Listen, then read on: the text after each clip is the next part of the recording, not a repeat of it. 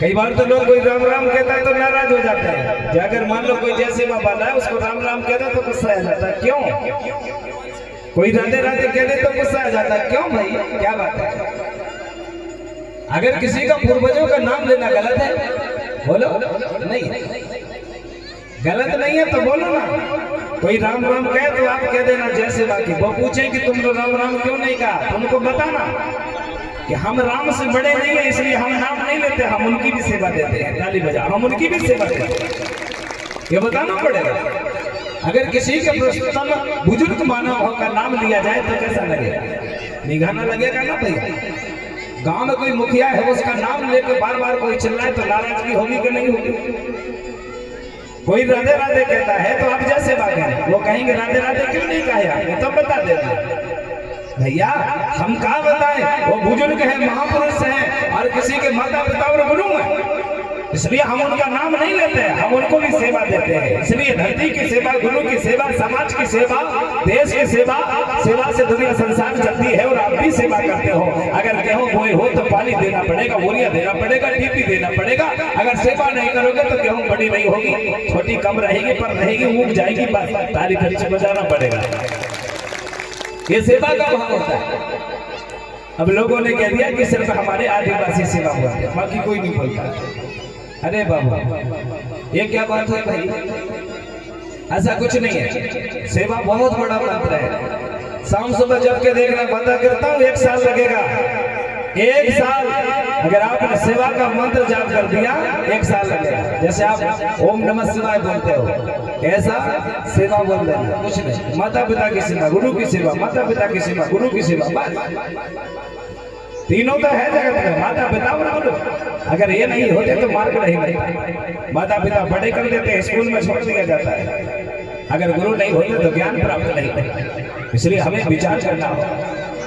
मेरे प्यारे, सब कुछ मांग लेना, लेकिन एक बात जरूर मांगना, उसको मांगना सेवा का। बस हमें तो सेवा दे दो, किसी की भी सेवा हो हमें सेवा दो। जय सेवा का मतलब होता है जय यानी पिता, यानी दुनिया दिखाने वाला। आजा नहीं होता तो पिता नहीं होता, अगर पिता नहीं होता तो माँ का आगमन हमारे घर में नहीं होता, और माँ का आगमन नहीं होता तो माँ के कोख में हमारा आगमन नहीं होता, और हमारा आगमन नहीं होता तो आज हमें गढ़वाड़ा की धरती में कथा सुनने का मौका नहीं मिला होगा, आज नहीं मिला होगा। ये धरती में आए हम सब कुछ मांग लेंगे, लेकिन माता पिता को जाने के बाद उनको ढूंढ लेना वो नहीं मिल पाता। इसलिए तो कहते हैं करे होना तो होते हैं तेरी जन्म दे बाप और महता।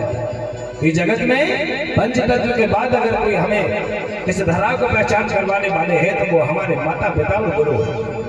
ये तीनों का सम्मान जरूर होना चाहिए। अगर आप मैंने कहा, मैंने देखा है यही एससी हो चाहे एसटी हो चाहे ओबीसी हो, यहाँ का जो भी परिवार है सबके लिए पता।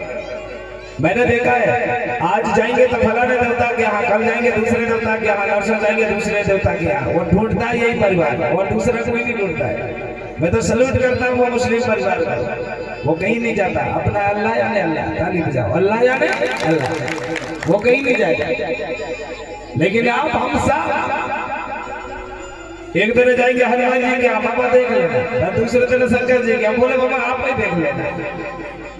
अब ये निश्चय नहीं हो पा रहा कि देखेगा वो और करेगा क्या। हमारा इष्ट भी एक होना चाहिए, गुरु भी एक होना चाहिए, और सतमार्ग रास्ता देने वाला गुरु दादा भी एक होना चाहिए। बोलिए परम शक्ति बड़ा बेनका। अब आप विचार करते होंगे ये फड़ा पेन क्या होता है, तो चलो ये भी उदाहरण दे देते हैं। कताब त्रिकोण होगी पर कताब पूर्ण तरह बता के होगी, ऐसी नहीं होगी कि कोई बात बीच में छोड़ दी जाएगी, नहीं, पूरी कथा समझा दी जाएगी। फड़ा पेन का मतलब होता है फड़ा यानी बड़ा, यानी पिता यानी बड़े भाई यानी माँ, और पेन आने होता है दिवाला, दिवाला यानी होता है चौतरा यानी ठाना, गोंडी में उसको बोला जाता है बरियार देव, और ता का मतलब होता है मस्तक। तो बोला ना फड़ा पेन ता, यानी हमने मस्तक टेका है, उसी को बोला जाता है फड़ा पेन। कई बार होते हैं ना लोग बार बार फड़ा पहनता, इसका बहुत बड़ा अर्थ है। कई बार सोचते रहते इसका क्या अर्थ है, इसलिए हमने बता दिया। जैसे माँ का अर्थ भी बता दिया, अगर पिता नहीं होता तो माँ नहीं होती, तो हम लोग में आगमन नहीं होता। जैसे बात ये हमने बता दिया आपको, ये नहीं पूछना गुरु जी क्या है, आप सब पूछ सकते हो, इजाजत है। और पुण्यम का मार्ग पूछ लेना, हम जरूर बताएंगे। इसलिए बता देंगे भैया क्योंकि आपने पुण्यम का कार्य रखा है। अगर मैं पुण्यम की बात आपको बताऊंगा, किसी प्रकार की किसी भी देवताओं की आलोचना नहीं होगी, सिर्फ आपको वर्ग व्यवस्था की बात होगी, वर्ण व्यवस्था की बात नहीं होगी। ताली बजाओ, नहीं होगी, किसी भी देवताओं की आलोचना नहीं होगी। क्यों होगी? यहाँ पर जातिवाचक शब्द था ही नहीं, होगी हमारे बात सुना रहा हूँ। तो आप जब ज्योति जला के निकले तो कलश में 3 शब्द थे और तीनों देवताओं ने गांव में भ्रमण किया है। काका मतलब होता है माता काली का वास, ला का मतलब होता है कोपार लिंगो बाबा का वास, और सा का मतलब होता है सृष्टि को संभालने वाले देवादिदेव महादेव बाबा का। का, ला और सा, उसी को बोला जाता है कलश। रही बात धरती पर चलने वाली दिव्य शक्ति जिसने कलश अपने सर पर रखी है, इनका भी आपको वर्णन करना पड़ेगा, वो वर्ग व्यवस्था बनाना पड़ेगा, इसलिए करना पड़ेगा।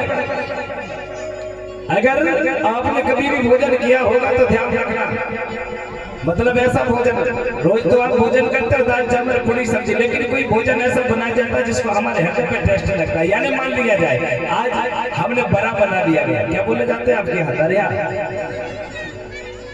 है ना, अगर बना लिया जाए तो टेस्ट मिलता है कि हमें आज दरिया मिला है।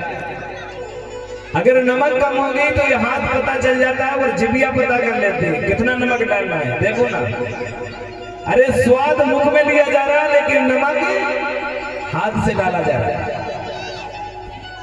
मैं क्या बोल रहा हूँ, बहुत सी आपको संदेशा दे रहा हूँ।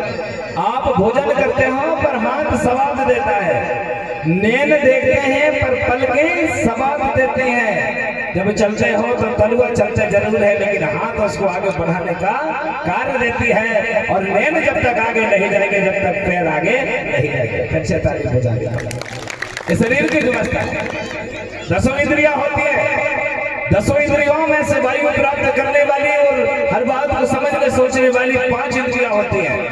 इन 5 इंद्रियों को कब्जे पर रखना और 10 इंद्रियों को ग्रहण करके हृदय पर धारण कर लेना।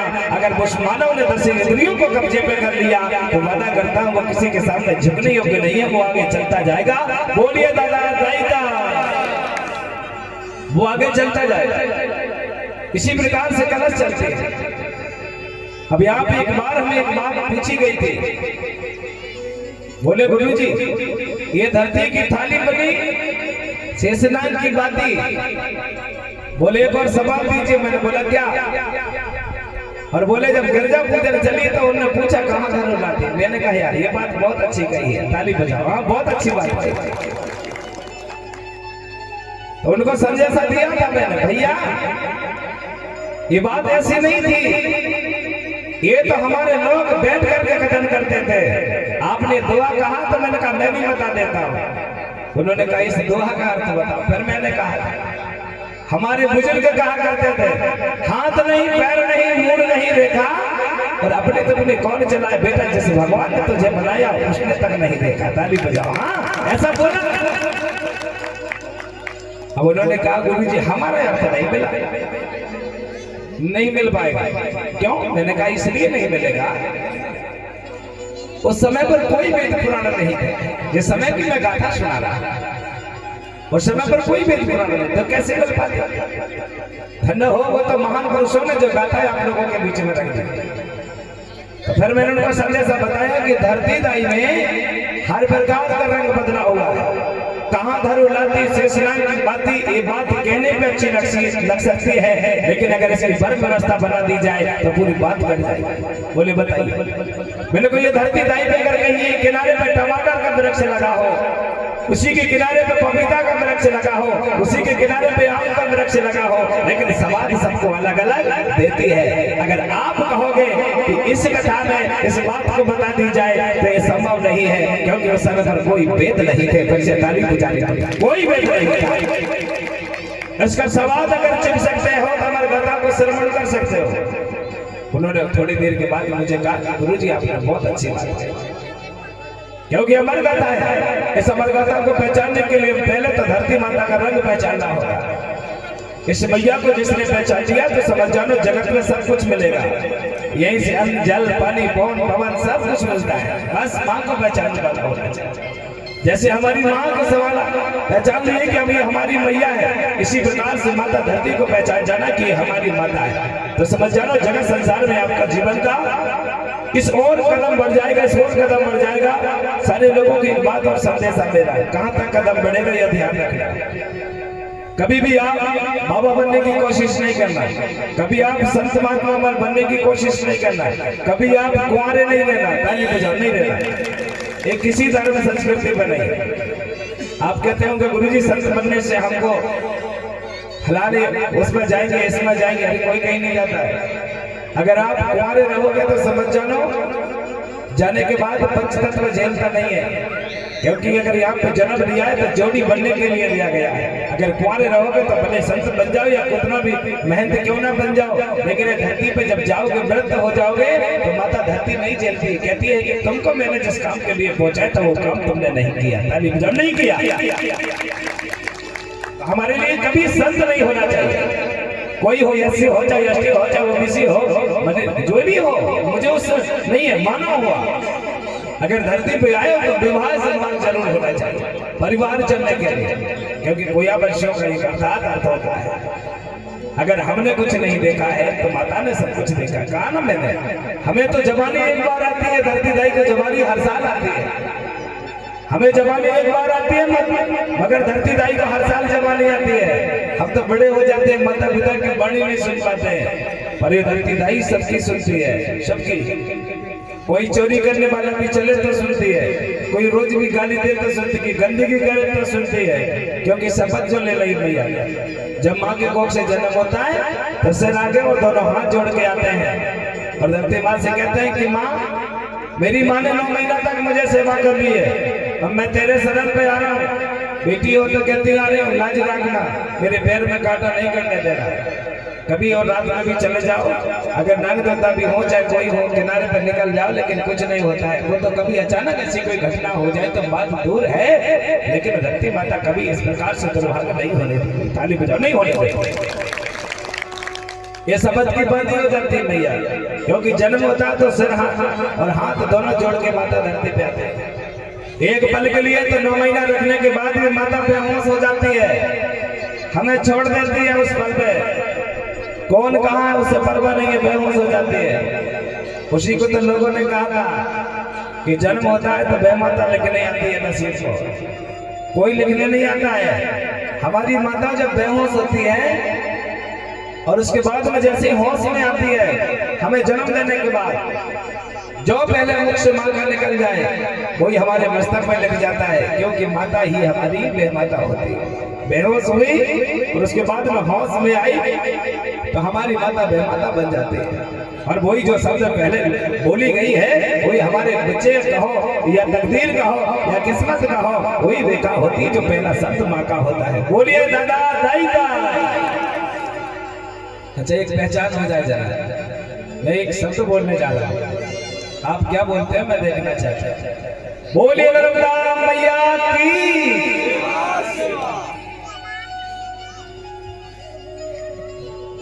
आधे लोगों ने जय बोला है और आधे ने सेवा बोला है। आप समझ रहे होंगे गुरुजी हम क्या बताएं, बताना तो पड़ेगा ना भैया। अगर आप जय बोल रहे हो तो ध्यान रखो, अगर किसी को प्रेम से बोले जय हो और कहीं गुस्सा से कहता तेरी जय हो जाए तो फिर गड़बड़ बात। इसलिए तो नहीं बोलते हैं, इसलिए हम सेवा देते हैं। हाँ, सेवा देना, सबकी सेवा देना।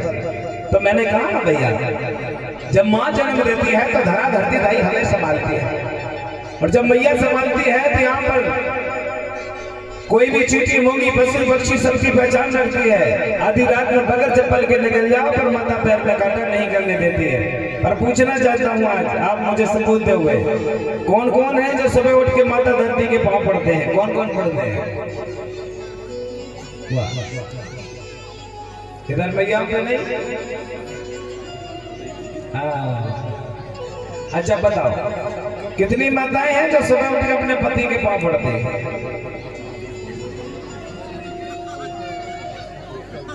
बताओ मेरी मैया।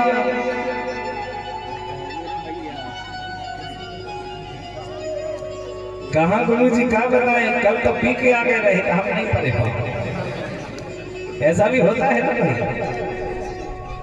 अच्छा तो राजाओं से भी निवेदन है, पर एक सच्चे साहब है हमारे कहाँ गाडर बाड़ा वासियों से, सबसे पूरे परिवार जो भी समाज सब प्रकार से, मुझे 9 दिन तक यहाँ गांव में कोई दारू पिएगा नहीं, ना कोई बेचेगा नहीं, ना कोई पी के हमारे गांव में आएगा नहीं। मेहमान हो या फिर कोई भी हो, ताली बजाओ, कोई नहीं आएगा।